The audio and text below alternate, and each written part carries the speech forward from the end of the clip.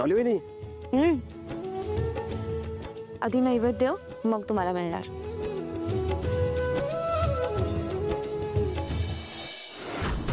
वहिनी, आज तुम्हाला ऑफिसला नाही जायचंय का? नाही, आज मी तुझ्यासाठी वेळ काढलाय. माझ्यासाठी का?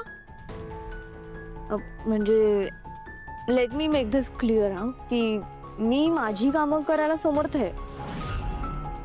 मी तुमच्या इशाऱ्यावर नाचेन असा गैरसमज करून घेऊ नका. तारा, कम ऑन. मला तुला माझ्या इशाऱ्यावर नाचवायचंच नाहीये. तू माझी मैत्रीण आहेस आणि या घरात माझ्या सगळ्यात जवळची आहेस. तू मला तशीच हवी आहेस. तारा, तू स्वतःला खूप जास्त हुशार समजतेस, पण मूर्ख आहेस तू. तू अजून मला पुरतं ओळखलेला नाहीयेस. तुला कळणार पण नाही मी कधी तुझा वापर केला. तुला वाटत असेल तू या खेळातली राणी आहेस, पण तू फक्त एक मोर आहेस. फक्त माझा एक मोहरा.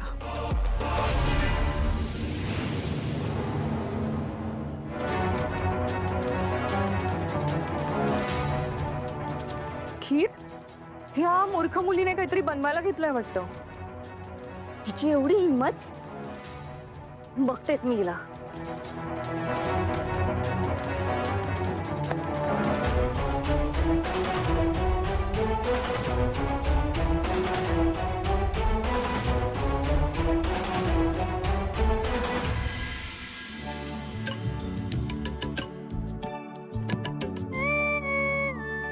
ती तरी द्या मला खायला. आधी नैवेद्य मग तुम्हाला.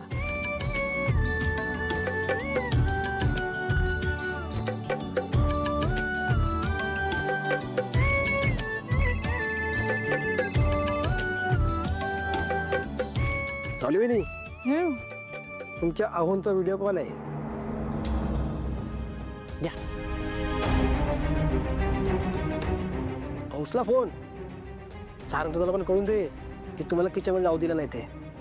नाही बबलू दादा, मला सारंग सरांची शपथ दिली आहे, ती मोडता नाही येणार. हे सगळं सारंग सरांनी सांगून नाही चालणार.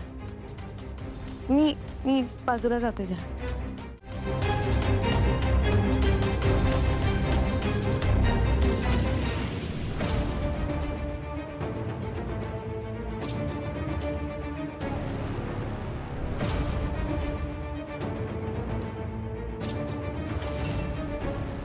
तर बघतेच या चुलीवर हिची खीर कशी बनते ती.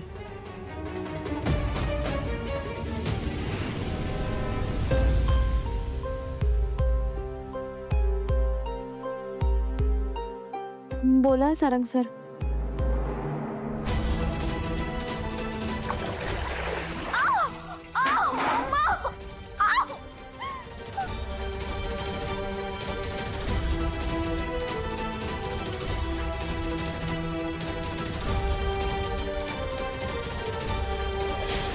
सावली, काय झालं?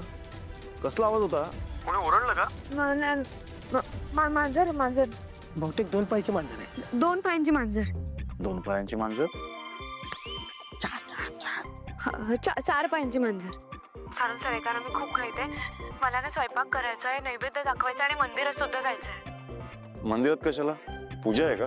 अहो नाही, मी श्रावणात लहान मुलांना जेव घालते ना, त्यासाठी जायचंय. मी ठेवते. बाय. चला.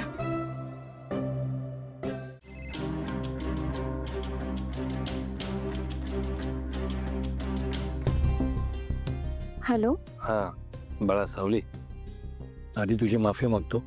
इतक्या रात्री तुला फोन केला, पण मला पुढे जो काही अंधार दिसतोय त्या अंधारापुढे वेळ बघावीशी वाटली नाही.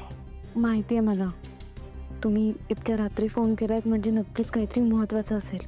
मला एक गोष्ट खूप अस्वस्थ करते ग. कोणती? मला सांग, सारंग आहे ना तुझ्याजवळ? हो, माझ्यासोबत आहेत ते. तुम्ही इतकी का काळजी करताय? नाही बाळा, जेव्हा तुला बाळ होईल ना तेव्हा तुला माझी काळजी कळेल. जगन्नाथजी, तुमचे आशीर्वाद आहेत की आमच्या सोबत, मग काहीच वाईट होणार नाही. विश्वास असणं खूप चांगली गोष्ट आहे बाळा, पण प्रत्येक गोष्ट आपल्या मनासारखी घडत नाही ना. सुखाला नजर लागते बाळा. नेहमीच प्रलोभनं आजूबाजूला गोंगावत असतात, त्यात माणसाचा तोल जाऊ शकतो, तसा सारंगचाही जाऊ शकतो. त्यामुळे तू त्याला कायमची गमावू शकतेस. म्हणून इतकंच सांगतो, काही झालं, अगदी काहीही झालं तरी सारंगचा हात घट्ट पकडून ठेव.